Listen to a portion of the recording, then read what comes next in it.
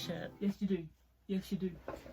I'm too tall. Okay, so today I wanted to go through every single book that I read in 2024. I'm going to be going from least enjoyed to most enjoyed. But without further ado, let's get started with all the books that I read in 2024. And starting with the book that I enjoyed the least, it is The Dead Zone by Stephen King. I'm sorry, Stephen. I'm slowly but surely doing a thing where I'm reading all of Stephen King's books chronologically, and I knocked a few off the list this year, this being one of them. The Dead Zone is about a guy called John Smith, and he gets into an accident and hits his head, and he can either see the future or like knows things about things. I really didn't enjoy this book. I would have DNF'd it if it wasn't a part of my reading Stephen King's books chronologically. I really didn't connect with any of the characters. I found the pacing in the book to be really weird. Like, he's in a coma for like this amount of the book, and then the interesting murder mystery plot happens in like this part of the book, but because he can see the future, he just solves the murder mystery straight away,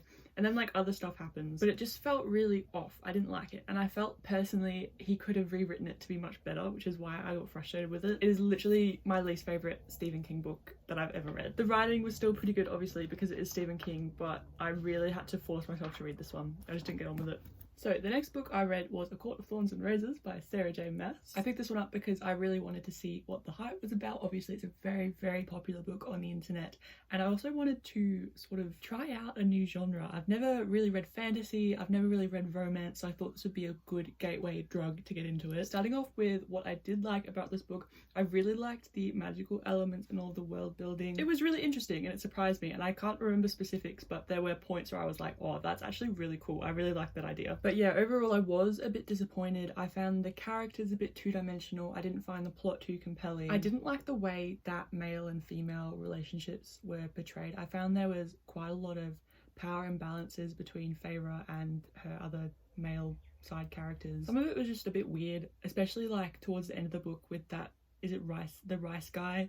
The rice man. Just some odd behaviours from the male characters, and it's kind of glossed over and treated as normal, and I just think like that's not really the messages that we should be sending to younger audiences that could be reading it. It did get to the point halfway through where I had to sit with myself and ask the question, do I have an attraction towards men at all? And we all know how that turned out. I was really put off by the book when I first finished it. I just didn't like what it necessarily said about how women should have relationships with men. I didn't like the heavy focus on the male gaze and male attention.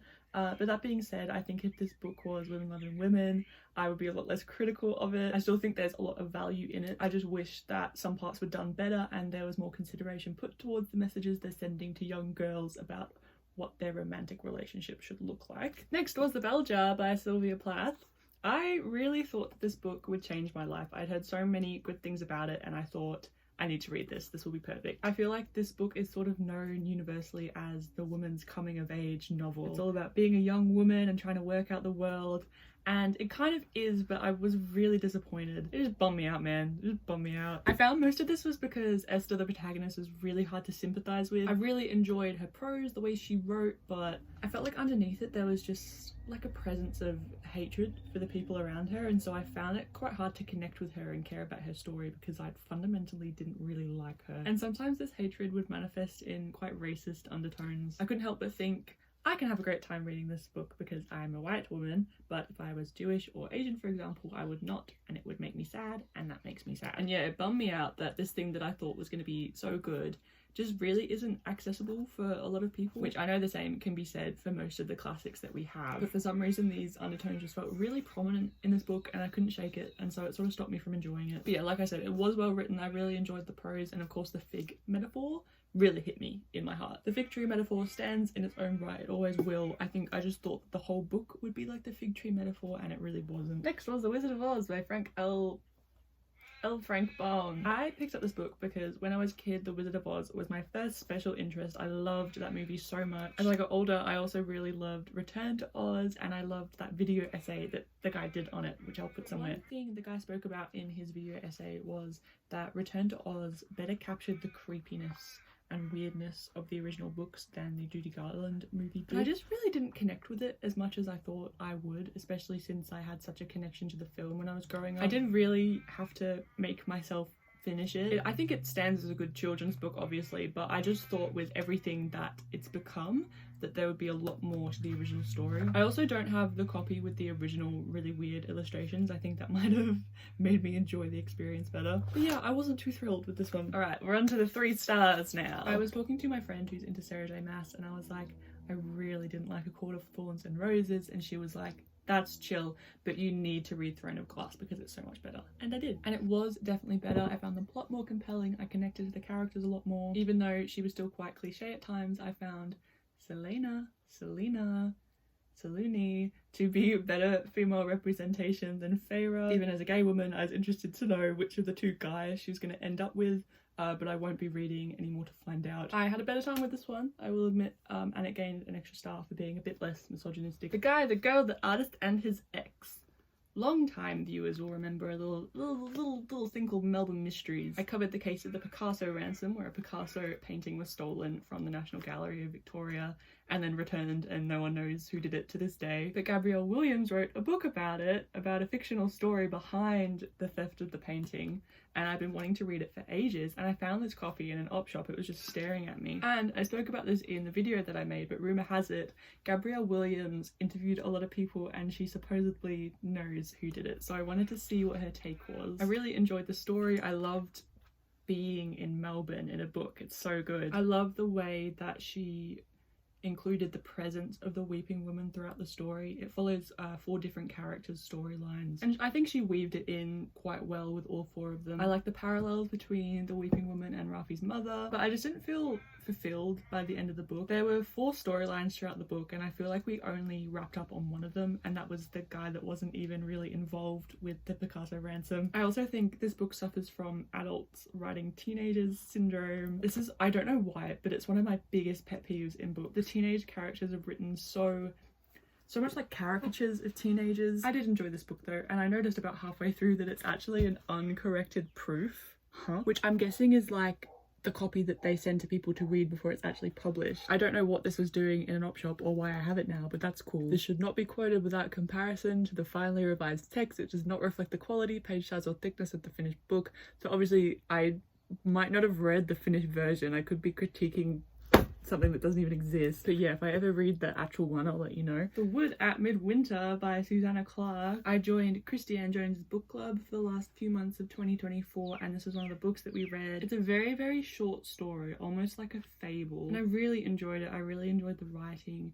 But I think just because it was so short, I didn't get as much out of it as I would have done otherwise. I can see myself returning to this as a cozy read in the winter and probably getting a lot more out of it. I also did some research on Susanna Clarke, and I'm really interested to read some of her other stuff. I think I'm going to look at that this year. But yeah, really good. It's just on the lower end of the 4 stars because there wasn't it was a short story. There wasn't much there, but I did enjoy it. Cursed Bunny by Bora Chung. My friend told me about the first short story in this collection, and I had to read it. I was so intrigued. It sounded so cool, and I did really enjoy the first story. I thought it was so cool. But the rest of them, I enjoyed them, but I can't remember any of them. I think I can remember one about pregnancy. I remember that being interesting, but yeah, the rest of the stories just didn't live up to that first story, which was so brilliant. I still enjoyed it a lot, but yeah, I just thought the whole thing would be as impactful as the first story, and it just wasn't. Okay, I'm gonna have a crack at this Dutch name. This is a safe space. Don't judge, don't judge. So I read Hex by Thomas Oldehovault. This was staring at me on my bookshelf and I didn't know what to read, so I read it. I have so many thoughts about this book. I wanted to make a whole video on it separately because the whole time I was just like, oh my god. So basically the premise of this book is it's about a town that has been living with a curse for hundreds of years. And the curse comes from this woman who was prosecuted in the 17th century because she was accused of witchcraft and bringing her son back to life. And basically this woman is still walking around the town in the modern day, and she has her eyes sewn shut and her mouth sewn shut, and she'll just show up in your house and you can't do anything about it. She just walks around town and the whole town has to keep it a secret, and if you leave the town for too long you start going crazy. So everyone's sort of trapped in this town. You can't really leave, and once you move in you can't leave. I thought this was a really cool premise. There was something so disturbing to me about just having the figure of this woman in your house. There's a scene at the start of the story where you don't really quite know what's going on yet, but it's just the family having dinner at the dinner table, and they're like, oh, where's the old lady today? Oh, she's right over there in the corner of the dining room. with her eyes sewn shut and her mouth sewn shut, and they're like, oh hey. It's just so eerie, and that they don't really address it and that it was normal. I found that very, very intriguing. My biggest problem with this book though was the whole story centered around the Injustice? Is that a word? Injustice. Yes, the whole plot of the story follows the injustice that was done towards Catherine, the woman with her eyes sewn shut. And it talks about how if the town hadn't have been so mean to her, if it wasn't so sexist and rude, then they wouldn't be suffering like they are today. And it talks about how a lot of the same views are still present in the town today. And I thought that was really interesting, but he doesn't expand on that idea any further. Most of the characters we hear from in the story are male. We get male perspectives. There are a few female characters, but they're nothing beyond being mothers. There is one female character that we get a perspective from, but she is portrayed as hysterical and crazy. And I just thought, what a missed opportunity to discuss the mistreatment of women across time, attitudes towards women, how women are treated. I thought that would have been so cool. And once I realised that that was completely absent from the book, I was like, there's not really a lot of value here. I did really enjoy reading it. I liked the writing. I did find the ending, I think it wrapped up a bit quick, but I do know the original Dutch version ends differently, so maybe that's a bit better. And then also part of my Stephen King chronological reading, I read The Long Walk by Richard Bachman, who's Stephen King. It's a long story. It wasn't that compelling of a read at the time, but I still think about this book a lot. So basically The Long Walk is about a bunch of teenage boys and they go on a walk and it is long, but the whole premise of the story is you have to walk at a certain pace, and if you don't keep up that pace they kill you, and the last boy standing wins a lot of money. It was a Stephen King average for me, which means it was still brilliant, but I didn't think it compared with some of his other novels. I didn't really care about the characters, I didn't really like them. I think I needed more exploration into the world building and the characters themselves to feel fully committed. But I also understand why that wasn't there, because it's literally a story about going on a walk. But I think the concept really sticks with you with this one, and that's why Stephen King is scary. Because yes, he has his clowns in the sewer and the axe-wielding maniacs, but he also has the lingering presence of chronic pain that is slowly taking away everything you love, and being humiliated as a teenager and losing your very young child. He's good at the very silent, very real horror more than anything, which was very present in this book. It's scary because you think you can do it. You think, I could do the long walk and I could do it for a long time. I could win. It's just walking. You think, how hard could it be? It's easy money, right? You just have to be the last one to survive.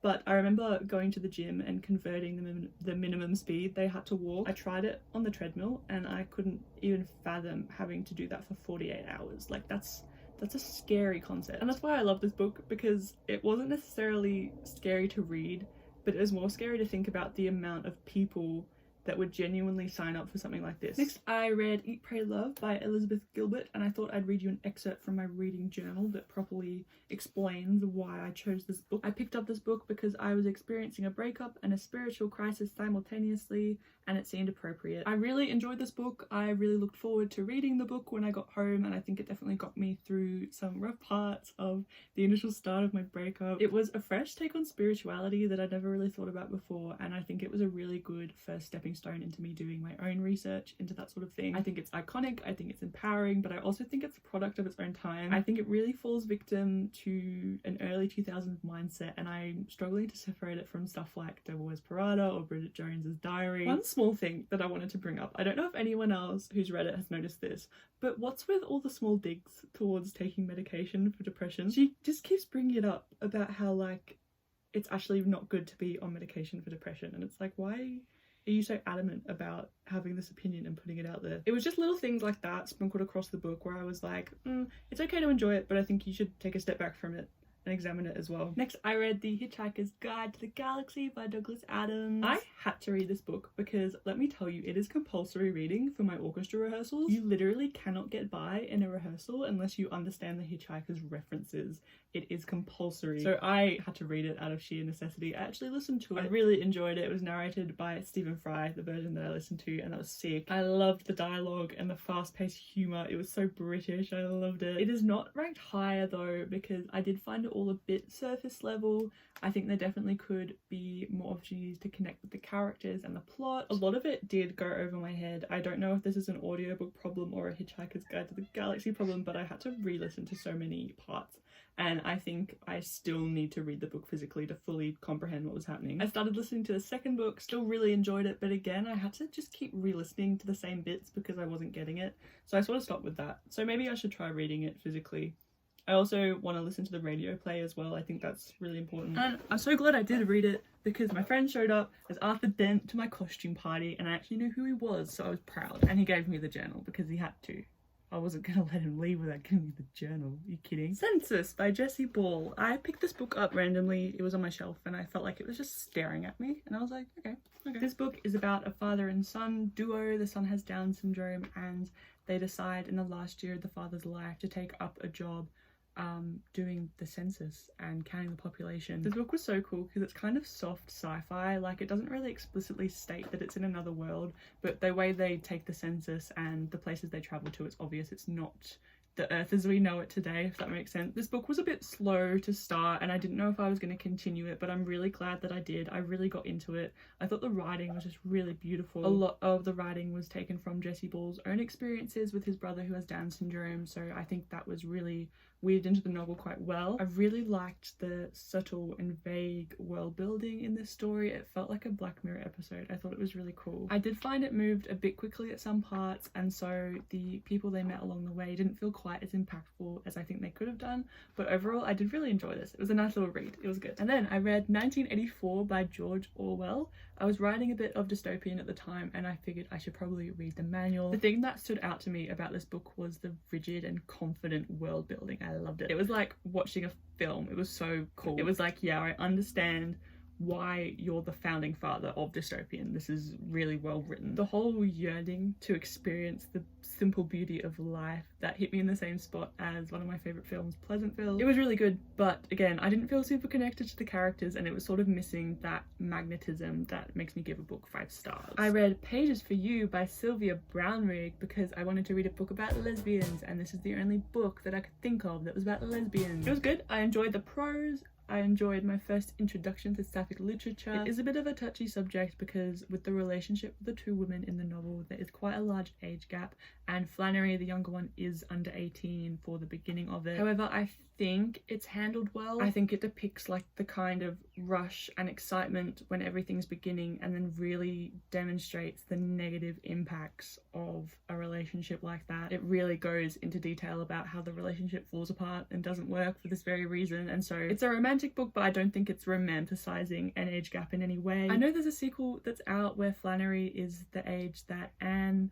was in the first book and I'm interested to read that. I think it would be cool to see where they are and what's happened. Who could that be at this hour by Lemony Snicket? I love Lemony Snicket. I love Lemony Snicket so much. When I don't know what to read, I refer to my prompts page and I just randomly select a prompt and I got the prompt, read a book by an author you've read more than 5 books by, and that was Lemony Snicket, obviously. And I had this one sitting on my shelf. I had a great time with this book. He's so clever, the way that he introduces everything. I love the way that he writes characters. I think his prose is so funny and enjoyable. And yeah, I had a good time. I'd be keen to read the rest of this series. It just didn't hit the same place that a series of unfortunate events did.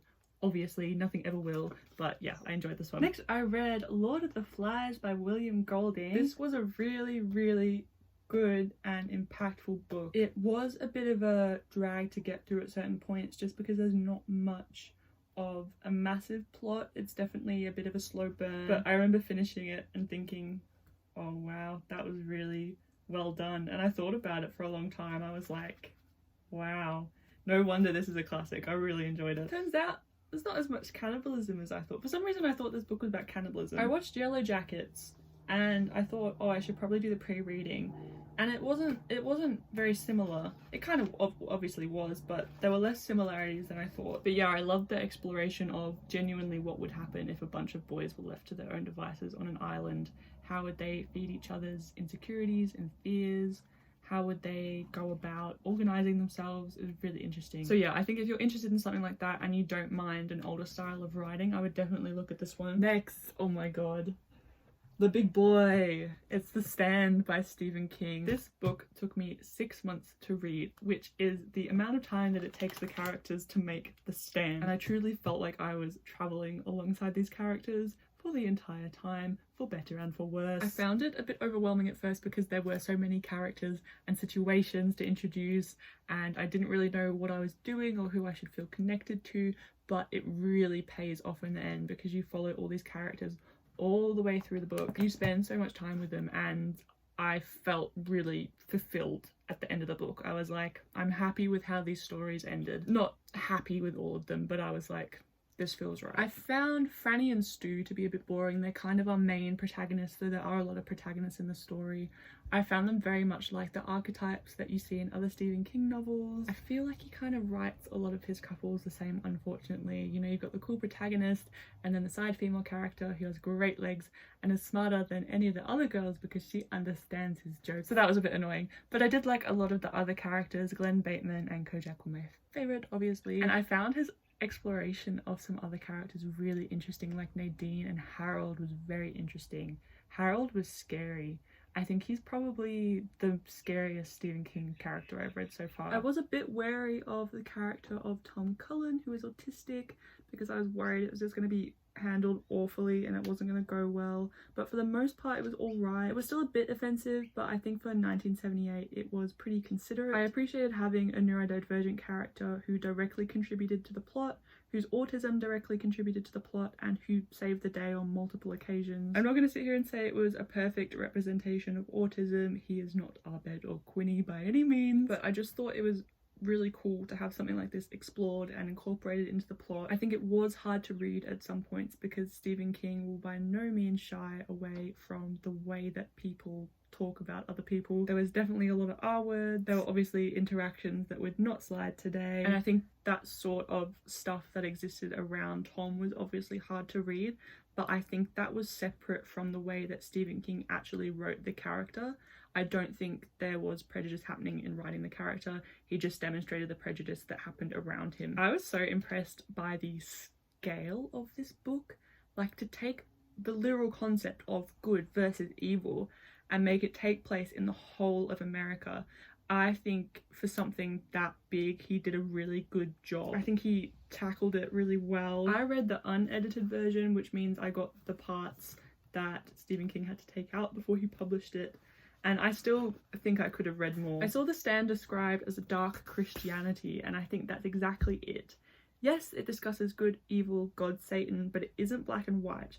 All of the characters are morally grey. The heart of the book is taking people who have no faith because the world has just ended and asking them to put a blind faith in their intuition, trust blindly again and again, do things that aren't rational and just hope that it turns out okay.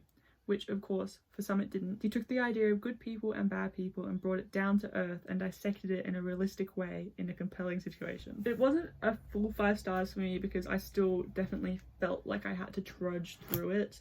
I wasn't as invested in the story as I was with something like It, which is another one of his massive books, but it was still really good. You can tell this was his magnum opus. You can fact check me on this, but I think this is one of his favourite books that he's ever written. He really indulges with this book, and you can tell. I really enjoyed it because he enjoyed it. The Collector by John Fowles. Someone gave me this book because they said I'd like it, and I really did. It's about a guy who collects insects, but then he also starts to collect women in his basement. I really enjoyed reading this book. It was really weird. I loved reading the collector's perspective, but I didn't really like Miranda as a character. I went into the book thinking that it was going to be about man versus woman, a bit of commentary on the patriarchy, about men thinking that they have ownership over women and they can take them whenever they want, and it was about that a little bit, but for the most part it seemed to be a battle between the upper and lower class. You could sympathize with Miranda as a woman who had been kidnapped, but that's where the sympathy stopped, because for most of the book she was kind of insufferable. She became this caricature of a very privileged woman that spoke down to the Collector. She didn't treat him very nicely, and as she did this, the Collector kind of became the victim, and it sort of became a situation where I felt like it was almost justifying the fact that Miranda had been kidnapped. And I think that's a little bit weird, but I thought it was interesting to think about. The Witch of Portobello by Paulo Coelho. I looked at 3 different ways to say his name and they were all different, and I'm scared, so I'm sorry if I said that wrong. I picked up this book because I love The Alchemist. That's his most famous book. I've read it several times and I always have a good time when I read his other books as well. So I just thought I'd bring this on holiday with me, and yeah, I really enjoyed this book. I really connected with a lot of stuff that it spoke about in regards to spirituality, especially the whole concept of this new wave of people worshipping a female goddess as opposed to a male god. I thought that was really interesting. I thought it was really cool that the whole story is about this one woman, but you never actually hear from her. You just hear about the stories from the other people in her life. I felt like the ending was a bit weird and he could have taken a bit more time with it, but for the most part I really enjoyed this book. I felt really fulfilled reading it. I really felt like myself reading it. Next, another Christie Ann Jones book club book is The 5th Season by N.K. Jemisin. I feel like this was a proper introduction to fantasy. Like I said, I've never really read fantasy before, and this was a really good way to get started with it. I really enjoyed it. I said to my friend that I haven't found a book where I've been so invested with the characters since reading Clockwork Angel when I was like 14. I really loved it. It gave me that cozy feeling that books used to give me. Like it was a way to escape from the world. Like it was a way to escape from real life and just bury yourself in this made up world that was so well crafted, by the way. The world building in this book is phenomenal. I did feel a bit out of my depths with the world building. Like I was a bit confused at some points, but I'm willing to put that on the fact that I've not really read fantasy before. That being said, I loved the world building so much. Oh my god, I loved the characters so much as well. There were so many different kinds of characters in this book, and I really think that Jemisin did so well with the diversity in this book, and I think people should really look at the way she did this. Not only did we have people of different races, genders, sexuality, it was introduced into the story and into the world building in a way that made so much sense, in a way that contributed to the plot, contributed to conflict between the characters. I thought it was so cool. It was so cool. For example, there's a trans character that, because they're in an apocalypse, hasn't been able to take her medication, and so she's starting to show physical symptoms of masculinity again. And I thought, what a cool way to talk about that in a way that's relevant to the plot and relevant to the story. Fucking 15 out of 10 for representation. I thought it was so cool. I read this on my Kindle, but I think I would like to get my hands on the proper physical copies of the whole series and read it properly. I think that would be a really good experience. So yeah, amazing book. Amazing women. Amazing women. The only reason I didn't knock it up to 5 stars was there were a few points in the book where I was like, why does she do it like that? I feel like she could have done it a bit different, or the pacing could have been a bit different. We could have spent more time here, less time there, just little stuff like that. But for the most part, absolutely brilliant book. I couldn't recommend this enough. Next, I read La Verna by Otessa Moshfegh.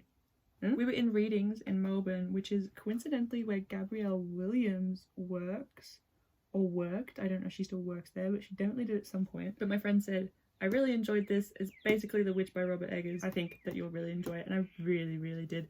This book was so weird and I loved it. It's the exact kind of weird that I've been looking for in a long time with my reading, and I really enjoyed it. I thought it was so cool. The writing was so good, the settings was so good, the characters were really interesting. I remember at sort of the start of the book, you sort of spend time as a fly on the wall and you're sort of getting to know everyone, and I really enjoyed it. I remember being disappointed that there was a plot because I could have just spent time just sitting and watching. But yeah, I really enjoyed this. Again, it just missed that tick up to the 5 stars, but I thought it was really cool, really weird, and if you want something like that, I would definitely give this a read. We are officially on to our 5-star books, and I'm going to start with A Parisian Affair by Guy de Maupassant. My friend from orchestra lent this to me on high recommendation, and if I'm being honest, I was quite hesitant to start it because it's very old. This was published in the late 1800s, and I was like, oh no, am I gonna hate it? And I really didn't. I thoroughly enjoyed this book. It's a bunch of really short stories, even vignettes, I'd say. I think what did it for me was how modern the themes of these stories still feel. I mean, they're literally set in the 1800s, but it feels like he's discussing problems that we still have in society today. I thought that was really cool. And there were themes in here that you wouldn't expect to be reading about in the 1800s. Stuff like sexuality, class, infidelity, religion. I thought it was so cool, and there was something amazing in all of these stories. I really struggled to pick my favorites. I feel like the stories were ordered really well. I feel like the themes flowed across the story really concisely. Yeah, that's a word. Cool. Next is another book from the Christie Ann Jones book club, and that is Orbital by Samantha Harvey. This book was so cool. It was so good. It basically takes place across 24 hours as these astronauts from the space station orbit Earth a bunch of times, and it compares the intricate lives of the astronauts, their troubles that they're having at home, the issues they're brought to space, their day-to-day routines, with the absolute expanse of Earth, these beautiful descriptions of these countries as they watch the Earth roll over through their window. It's actually magic in a book. It was so good. And I think it was extra powerful because there are obviously so many negative things about the world that you can focus on if you're describing it, but I feel like she really took a look at the beauty of it and everything that was positive and everything we've achieved. If I had to choose one thing to put in a box and ship out to the aliens to describe humanity, I would pick this book. It was sort of impressive in the same way that The Stand by Stephen King was, because it's like, how did you take such a big concept and summarize it so well and concisely? I really enjoyed this book. I also read The People in the Trees by Hanya Yanagihara. She's the chick that did A Little Life. I found this book on an Anna Wallace Johnson video about her weirdest book recommendations, and after Love Verona I was like, I need more weird books, so I picked this one up and I'm so glad I did. This was so good. It's a bit messed up and definitely is not everyone's cup of tea. It's about a scientist that travels to an island for research, and he finds potentially the secret to immortality on this island, and he takes it back with him, and in the process completely exploits the island and all the native people that live there. I couldn't put this book down. I thought about it every second that I wasn't reading it, and I couldn't wait to continue reading it. This was her debut novel, and that is so impressive to me to come out the gate with this. Absolutely phenomenal. And then my number one book of 2024, Watership Down by Richard Adams. I had seen this book referenced so much and I wanted to read it. I've been wanting to read it for a while. I just didn't think that it would have the impact on me that it did. This book is just a complete world of its own. The way he describes rabbits and the way they communicate and their faith and the different words that they have for things, it was just an absolutely magical and whimsical experience. He has literally changed the way that I look at rabbits. Like, for a book to do that, I think is incredible. Every day when I go to work, I work in a cafe in a park with rabbits.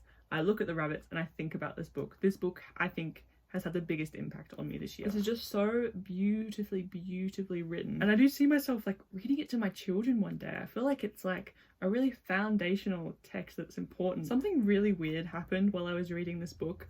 I was reading it at the same time that I was reading The Stand by Stephen King. But Stephen King made a reference to Watership Down in The Stand, and that reference was the exact same chapter that I was reading at the time. Is that weird? It felt like one of those like glitch in the Matrix moments. I was like, how? Ew, why did that line up like that? I love it so much. I love it so much. If I wasn't on the train when I finished it, I would have bawled my eyes out. It wasn't as scary as I thought it was gonna be. My mum had seen the animated movie when she was a kid and she was like, why are you reading Watership Down? That's so violent. It wasn't that bad. Obviously, like, there's not a happy ending for every character and there is a little bit of violence, but I'd say it wasn't as graphic as I thought it was going to be. It's definitely not for like very young children. I think it's for children that are a bit older, can understand these sorts of things. But yeah, I love this book so much. And there you go. That is every book that I've read in 2024. What was your favorite book of 2024? I want to know. Also, please give me weird book recommendations. That's what I want to be reading this year, is weird books. I hope you guys enjoyed the video today. It's good to be back making videos again. I don't know if I'm going to be able to post as regularly as I was at the end of last year, especially because I'm starting school soon and I feel like I'm going to be a bit it's going to be a bit crazy. So yeah, but I'm just going to take it slowly. I'm going to prioritize quality over quantity, as they say. Thank you so much for watching, and I'll see you in the next one.